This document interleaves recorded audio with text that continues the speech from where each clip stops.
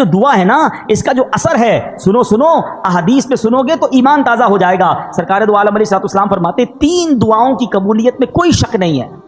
ہاں، مظلوم کی دعا، مسافر کی دعا، اور والدین کی دعا اپنی اولاد کے حق میں۔ اب یہاں 2 باتیں بڑی امپورٹنٹ ہیں۔ ایک تو والدین کی دعا لینی ہے، یہ تو بات چل رہی ہے، مگر مظلوم کی دعا، مظلوم نارملی اپنے خلاف ظلم ہونے والے پر دعا کرتا ہے۔ ہاں، کبھی کسی پر ظلم نہ کر دینا۔ اگر اس نے ہاتھ اٹھا لیے نا تو پھر بربادی مقدر ہے۔ بندہ بعض اوقات کہتا ہے کہ یار میرا کوئی کچھ نہیں بگاڑ سکتا، میرا بڑا پاور ہے، میرے سامنے کون بول سکتا ہے، جو کرنا ہے کر لو۔ اس طرح بھی کہتے لوگ۔ یہ مت سمجھو کہ وہ کچھ نہیں کر سکتا۔ ہاں، پنجاب میں گیا پچھلے دنوں، ایک جملہ سنا جو کہ لرزہ آ گیا اس کے بعد۔ وہ لوگ کہتے ہیں مضبوط یا طاقتور آدمی سے مت ڈرو، ماڑے آدمی سے ڈرو۔ ماڑا پنجاب میں کہتے ہیں کمزور آدمی سے۔ میں نے پوچھا یار یہ کیوں کہتے ہیں؟ کہ جب کمزور آدمی ہاتھ اٹھاتا ہے نا تو یہ دعا عرش تک جاتی ہے۔ مظلوم جب اللہ کی بارگاہ میں فریاد کرتا ہے، یہ حدیث سنائی نا میں نے آپ کو کہ اس کی دعا نہیں رکتی، پھر قدرت کی طرف سے جب پکڑ آتی ہے نا ظالم کی تو وہ برباد ہو جاتا ہے۔ میں آپ کو ویسے زندگی میں ایک مشورہ دیتا ہوں، کبھی کبھی آپ کو ایسا فیل ہونا کہ یار کاروبار اچھا خاصا چل رہا تھا، ڈسٹرب ہو رہا ہے، صحت بالکل ٹھیک تھی، گڑبڑ ہو رہی ہے، فیملی میں سب محبتیں تھیں، اب لڑائی جھگڑے شروع ہو گئے، کچھ چیزیں ڈسٹرب ہونے لگے نا تو چیک کرنا کسی کی بددعا تو نہیں لے لی، کسی کی ہائے تو نہیں لے لی، کسی کا دل تو نہیں توڑ دیا۔ زندگی میں دل نہ توڑنا، دعائیں لینے والے بننا، ہائے لینے والے مت بننا، کیونکہ مظلوم نے اگر ہاتھ اٹھا لیا نا تو بیڑا غرق ہو جانا ہے۔ ایک اور حدیث سنیں، سرور کائنات علیہ الصلوۃ والسلام فرماتے ہیں 3 دعاؤں کی قبولیت میں کوئی شک نہیں ہے، مظلوم کی دعا، مسافر کی دعا، اور والد کی دعا اپنی اولاد کے حق میں۔ ہاں، باپ کی دعا، یہاں خاص والد کا ذکر کیا ہے۔ یہاں میں ایک اور مشورہ بھی دینا چاہوں گا، جتنے ماں باپ یہاں بیٹھے ہیں نا اپنے بچوں کے لیے ضرور دعا کیا کریں۔ ہاں، آپ کی دعا ان کے لیے مقبول ہے۔ اچھا، بعض اوقات ہمارا بچہ دل دکھا دیتا ہے، یا بچہ جو ہے وہ پسند نہیں آ رہا ہوتا، بات نہیں مانتا، ہم تو ماں باپ ہیں نا۔ جب اللہ نے ہمیں یہ مقام، اللہ کے حبیب علیہ الصلوۃ والسلام نے حدیث میں یہ مقام عطا کر دیا کہ ماں باپ کی دعا بچوں کے حق میں قبول ہوتی ہے، اب اللہ سے مانگو نا کہ اللہ اس کو نیک بنا دے، پرہیزگار بنا دے، میرا بھی فرما بردار کر دے، اپنا بھی فرما بردار کر دے، تاکہ اس بچے کا بیڑا پار ہو جائے۔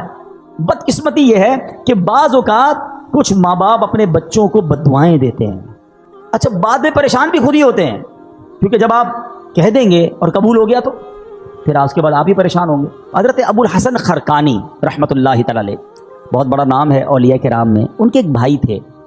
آپ رحمۃ اللہ تعالی علیہ اور آپ کے بھائی میں یہ طے تھا کہ ایک بھائی ساری رات اللہ پاک کی عبادت کرتا اور دوسرا ماں کی خدمت کرتا۔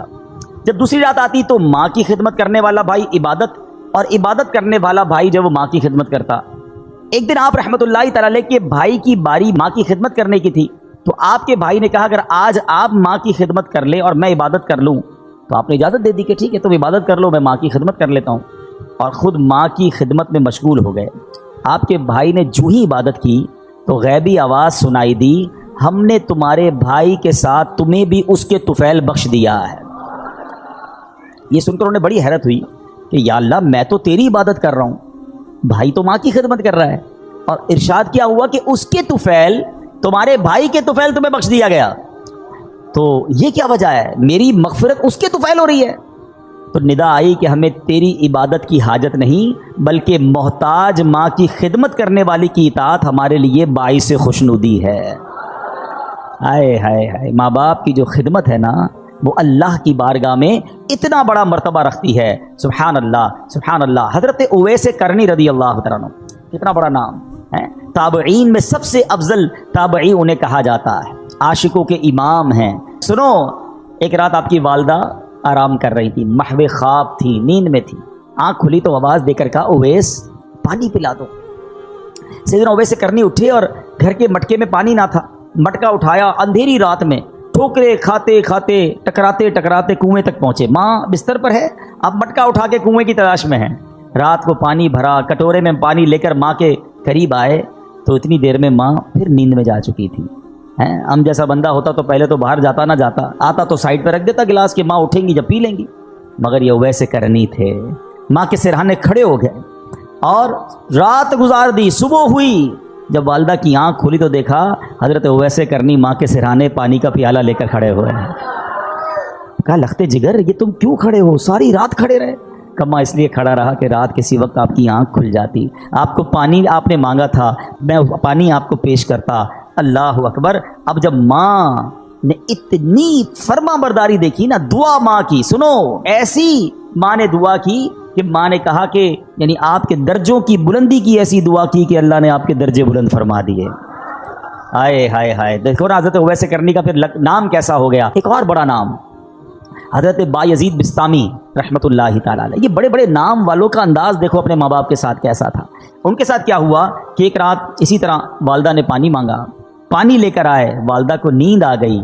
اچھا یہ بڑی ٹھنڈی رات تھی، سردیوں کی رات تھی، کہتے ہیں ماں کے سرانے پیالہ لے کر کھڑا ہو گیا، لیکن ہوا یہ کہ پانی جو ہے میرے ہاتھ پر جو گرا تھا وہ ہاتھ پر پانی جم گیا، یعنی اتنی ٹھنڈ تھی۔ ماں کی آنکھ کھلی، کہا اے بایزید کیوں کھڑے ہو؟ کہ ماں آپ کو پانی پیش کرنا تھا۔ جب پیالہ اپنے ہاتھ سے الگ کیا، تھوڑی سی خال بھی اکھڑ گئی، تھوڑا سا خون بھی بہنے لگا کیونکہ پانی برف بن چکا تھا۔ اللہ اکبر۔ ماں نے بڑی دعاؤں سے نوازا۔ اسی طرح ایک رات والدہ نے ان کو حکم دیا کہ دروازے کا ایک پٹ کھول دو، لیکن رات بھر میں اس پریشانی میں کھڑا رہا کہ دایاں دروازہ کھولوں یا بایاں دروازہ کھولوں، کیونکہ اگر ان کی مرضی کے بغیر میں نے کھول دیا تو کہیں حکم عدولی نہ ہو جائے۔ ایک مرتبہ بایزید بسطامی کی والدہ محترمہ نے آپ کو مکتب بھیجا، سورہ لقمان پڑھتے پڑھتے جب اس آیت پر پہنچے انشکر لی ولی والدیک، اللہ اکبر۔ اس کا معنی پتہ کیا ہے؟ اس کا معنی بنتا ہے یہ کہ حق مان میرا اور اپنے ماں باپ کا۔ تو کہتے ہیں جب وہ آیت پڑھی تو استاد صاحب سے کہتے ہیں کہ میں ذرا والدہ سے ملنے جانا چاہتا ہوں۔ ڈیورنگ کلاس درجہ لگا ہوا ہے، آیت پڑھی، ترجمہ پڑھا کہ ماں کے پاس جانا ہے، درجہ چھوڑ کر ماں کے پاس آ گئے۔ اب ماں پوچھتی ہے کہ بیٹا کیوں آئے ہو؟ تو آپ کہتے ہیں کہ ماں میں نے آج قرآن پاک میں پڑھا ہے کہ ماں باپ کا حق پورا کرنا ہے، تو میری عرض یہ ہے کہ دو جگہوں پر میں خدمت نہیں کر سکتا، یا تو مجھے اللہ عز و جل سے ہمیشہ کے لیے مانگ لیجئے، اپنی خدمت میں رکھ لیں، یا اللہ کے حوالے کر دو تاکہ اس کی عبادت میں لگا رہوں۔ ماں نے فرمایا بیٹا میں تجھے اللہ عز و جل کی بارگاہ کے لیے آزاد کرتی ہوں، اپنا فرض بھی تجھے معاف کرتی ہوں، جا رب کی عبادت میں مصروف ہو جا۔ یہ ماں کی خدمت تھی جس نے حضرت بایزید کو بایزید بسطامی بنا دیا، اور وہ ماں بھی کیسی تھی جس نے اپنے حق معاف کیے اور بیٹے کو دین کے لیے وقف کر دیا۔ غوث اعظم رضی اللہ تعالیٰ عنہ، پیران پیر شیخ عبد القادر جیلانی بھی تو جیلان سے بغداد جانا چاہتے تھے۔ ماں سے کہا کہ ماں میں نے علم دین سیکھنے کے لیے بغداد جانا ہے۔ اچھا یہ آج کل جو ٹریول ہے نا، اب تو ٹریول بہت آسان ہے، بندہ صبح کہیں ہوتا ہے شام کہیں ہوتا ہے، پہلے ایسا نہیں ہوتا تھا۔ پہلے ٹریول بڑا مشکل، بیچ میں بڑا جناب ڈاکو آتے تھے، گھاٹیاں آتی تھیں، بلکہ آپ زیادہ دور نہ جائیں۔ اب یہاں جو بزرگ بیٹھے ان سے پوچھیں، 1950-60 میں جو لوگ حج پہ جاتے تھے 5-5 6-6 مہینے کا سفر ہوتا تھا، گاڑیوں میں جاتے تھے، بسوں میں، پاکستان سے بس جاتی تھی حج کے لیے، اور جناب کئی لوگ تو واپس ہی نہیں آ پاتے تھے کیونکہ اتنے مشکل راستے، بیمار ہو جاتے تھے، وہ فیسلٹیز نہیں تھی۔ یہ تو میں آپ کو 50 سال پرانی 70 سال پرانی بات بتا رہا ہوں، صدیوں پرانا سفر کیسا ہوتا ہوگا۔ تو غوث پاک کی ماں نے آپ کو کیا کہا کہ بیٹا ٹھیک ہے اب جاؤ، اب ہماری محشر میں ملاقات ہوگی۔ ماں نے ان کا حق معاف کر دیا کہ میری خدمت نہ کرو، دین کی خدمت کرو۔ کیسے ماں باپ تھے، اور پھر کیا نصیحت کی تھی کہ بیٹا ہر حال میں سچ بولنا۔ واقعہ یاد ہے نا کہ جب ڈاکوؤں نے آپ کو پکڑا اور آپ نے اپنا مال بتا دیا، اور کیوں بتایا کہ ماں سے وعدہ کیا ہے ہر حال میں سچ بولنا، مال جاتا ہے تو چلا جائے۔ وہ ڈاکوؤں کا سردار رونے لگا کہ تم ماں سے کیے ہوئے وعدے کو پورا کر رہے ہو، میں بھی اپنے ویب سے کتنے وعدے کیے، میں کیوں پورے نہیں کرتا۔ پورے ڈاکوؤں نے توبہ کر لی اور مال بھی واپس لوٹا دیا۔ مگر یہ ماں باپ کی خدمتیں تھیں، یہ ماں باپ کی دعائیں تھیں۔ میں تحدیث نعمت کے لیے اپنے والدین کی ایک بات یہاں عرض کر دیتا ہوں، شاید اور والدین کو اس میں ترغیب ملے کہ الحمدللہ میرے دونوں یعنی امی ابو دونوں نے مجھے بہت پہلے کہہ دیا تھا کہ ہم نے آپ کو اپنا حق معاف کر دیا ہے، آپ جائیے دین کا کام کیجئے، کیونکہ میں بہت زیادہ ان کے پاس نہیں بیٹھ پاتا تھا، ٹریول کافی ہوتا تھا، سفر کافی ہوتا تھا، لیکن میں کبھی کبھی ان سے کہتا تھا کہ میں آپ کی اتنی خدمت نہیں کر پاتا، تو انہوں نے یہی کہا کہ ہم نے آپ کو اپنا حق معاف کیا، آپ دین کی خدمت کیجئے۔ تو اے میرے پیارے اسلامی بھائیوں، جہاں بچوں کو یہ حکم دیا جا رہا ہے کہ والدین کا ادب کریں، ان کی دعائیں لیں، لیکن اگر ماں باپ دیکھیں نا کہ بیٹا اگر دین کی طرف جا رہا ہے، اگر دین کا بڑا کام کر رہا ہے تو انہیں سپورٹ کرنا چاہیے۔ ہم نے ایسا بھی دیکھا کہ کوئی بچہ عالم بننا چاہتا ہے، حافظ بننا چاہتا ہے، دین کا کام کرنا چاہتا ہے، والدین اس کا الٹا دل توڑ رہے ہوتے ہیں، سختی کر رہے ہوتے ہیں، نہیں نہیں تمہیں دیندار نہیں بننا ہے۔ اور ہم نے دیکھا کہ ایسے والدین آگے جا کر سر پکڑ کر بیٹھے ہوتے ہیں، کیونکہ جب بچے کو دین سے آپ روکتے ہیں تو وہ دنیا میں ایسے غرق ہو جاتا ہے کہ بعض اوقات بری لائن میں پڑ جاتا ہے، غلط کاموں میں پڑ جاتا ہے، اور ماں باپ اس کے بعد سر پکڑ کے رو رہے ہوتے، دیندار بننا چاہتا تھا میں نے دیندار نہ بنایا۔ دیکھو دیندار اور دنیا دار کی مثال سمجھ لو، یہ میں سب کے لیے نہیں کہتا مگر میجورٹی ایسا ہوتا ہے، ایک بار پھر ریپیٹ کر رہا ہوں، سب کو یہ لاگو نہیں ہوتا ہے مگر اکثریت پر یہ ضرور لاگو ہوتا ہے کہ جب بھی بچہ دنیا میں ترقی کرتا ہے نا، دنیا کو کوئی بڑا افسر بن جائے، دنیا میں جناب کوئی بڑی ڈگری لے لے، دنیا میں کوئی بڑا مقام لے لے، تو بعض اوقات ماں باپ ڈرتے ہیں کہ بچے کو کوئی بات بری نہ لگ جائے۔ بات کرتے میں ماں باپ کو ڈر لگ رہا ہوتا ہے کیونکہ بڑا افسر بن گیا، بڑا سیٹھ بن گیا، بڑا جناب جاگیردار بن گیا، اس نے بڑی ڈگریاں لے لی ہیں۔ یہ ہے دنیا دار کی ترقی کا نتیجہ۔ اور اگر بیٹا دین میں ترقی کر جائے نا، عالم بن جائے، مفتی بن جائے، دین کا مبلغ بن جائے، تو اکثریت یہ ہوتی ہے کہ بچہ ڈرتا ہے کہ ماں باپ کو برا نہ لگ جائے۔ فرق ہے نا، وہ اتنا بڑا مفتی بھی ہوگا کیونکہ اس نے قرآن پڑھا ہے، اس نے حدیث پڑھی ہے کہ ماں باپ راضی ہیں تو رب راضی ہے، ماں باپ ناراض ہیں تو رب بھی ناراض ہو جائے گا۔ ماں باپ اگر بد دعا دے دیں تو اس میں کیا بیڑا غرق ہو جاتا ہے۔ اچھا بعض اوقات گناہ گار مقبول بارگاہ الہی ہو جاتا ہے، ولی بن جاتا ہے ماں باپ کی دعا سے، اور اگر ماں باپ بد دعا دے دیں تو اللہ کی بارگاہ کا مقبول یا نیک بندہ جو ہے نا، وہ بھی کس طرح پھنس جاتا ہے۔ جریج ایک شخصیت ہے نہایت نیک اور اللہ عز و جل کا مقبول بندہ تھا۔ کبھی اللہ عز و جل اپنے پیاروں کو بھی آزمائش میں ڈالتا ہے، جیسے جریج کو آزمائش میں ڈالا۔ جریج کی بارگاہ الہی میں مقبولیت کا اندازہ اس بات سے لگائیے کہ آپ نے دودھ پیتے بچے کو ہاتھ لگایا، وہ بول اٹھا اور آپ کے بے گناہ ہونے کی گواہی دی۔ یہ تو آپ کی روشن کرامت تھی، لیکن ہوا کیا تھا، واقعہ کیا ہوا تھا، ذرا یہ سمجھیے گا۔ یہ حدیث پاک حضرت ابو ہریرہ رضی اللہ تعالیٰ عنہ سے روایت ہے کہ نبی پاک علیہ الصلوۃ والسلام نے فرمایا، جھولے میں دودھ پیتے بچوں میں 3 لوگوں نے کلام کیا۔ حضرت عیسیٰ علیہ السلام، نمبر 2 جریج کے متعلق ایک بچے نے کلام کیا۔ آقا فرماتے ہیں کہ وہ جریج کون تھا؟ ایک عبادت گزار شخص تھا، اس نے ایک عبادت گاہ بنائی ہوئی تھی جس میں وہ رہتا تھا۔ ایک دن ماں اس کے پاس آئی اور اس وقت وہ نماز پڑھ رہا تھا۔ ماں نے کہا اے جریج، نماز کے دوران پکارا تو آپ نے کہا کہ ایک طرف میری ماں ہے، ایک طرف نماز ہے، میں کیا کروں؟ نماز جاری رکھی، ماں چلی گئی۔ دوبارہ اگلے دن ماں آئی، پھر نماز پڑھ رہا تھا، ماں نے پکارا اے جریج، پوچھا سوچا ایک طرف تو اللہ کی نماز ہے، پروردگار کی عبادت ہے، دوسری طرف ماں ہے، نماز جاری رکھی، ماں کا دل ٹوٹا، ماں نے اسے بد دعا دی۔ ماں نے کہا کہ اے اللہ اس کو اس وقت تک موت نہ دینا جب تک کسی بری عورت کا یہ سامنا نہ کر لے۔ اب کیا ہوا؟ تو بنی اسرائیل کے لوگ آپس میں جریج کی عبادت کا بڑا ذکر کرتے تھے۔ ایک بد کردار حسین و جمیل عورت جو بری عورت تھی، اس نے بنی اسرائیل سے کہا اگر تم کہو تو میں اس کو اپنے فطرے میں پھنسا لیتی ہوں۔ پھر وہ عورت جریج کے پاس آئی، جریج نے اس کی طرف کوئی توجہ نہیں دی۔ وہ عورت اس چرواہے کے پاس آئی جو جریج کی عبادت کے پاس ہی رہتا تھا۔ اس بدبخت نے اس عورت کے ساتھ غلط کام کیا۔ اب اس عورت کے یہاں جب بچہ ہوا تو یہ جا کر اس نے الزام لگایا کہ یہ بچہ جریج کا ہے۔ لوگ جریج کی عبادت گاہ پر گئے اور اس کو نکالا، مارنا پیٹنا شروع کر دیا کہ تو بڑی عبادت گزار بنتا تھا، یہ تجھ پر اتنا بڑا الزام۔ اب جریج نے کہا مسئلہ کیا ہے؟ کہا یہ عورت کہتی تو نے غلط کام کیا، یہ بچہ تیرا ہے۔ جریج نے کہا پہلے مجھے ٹھہرو، نماز پڑھنے دو۔ 2 رکعت نماز پڑھی اور بچے کے پاس آیا، اس کے پیٹ میں انگلی چبو کر دریافت کیا اے لڑکے تمہارا باپ کون ہے؟ اس نے کہا یہ چرواہا میرا باپ ہے۔ لوگوں نے آگے بڑھ کر اب جریج کو بوسہ دیا، معافی مانگی، بولے ہم آپ کو سونے کی ایک عبادت گاہ تعمیر کر دیتے ہیں۔ جریج نے جواب دیا نہیں، تم دوبارہ مٹی سے ہی تعمیر کر دو، جیسے پہلے میری عبادت گاہ تھی ویسا ہی بنا دو۔ نبی پاک نے واقعہ سنایا، باتیں سیکھنے کو کیا ملی کہ ماں کا دل دکھایا تو آزمائش آئی نا۔ جو ماں نے کہا ایسا ہوا۔ یہ تو ٹھیک ہے کہ اللہ پاک نے اس کو اس آزمائش سے نکال دیا، لیکن ماں باپ کا دل کبھی نہیں دکھانا۔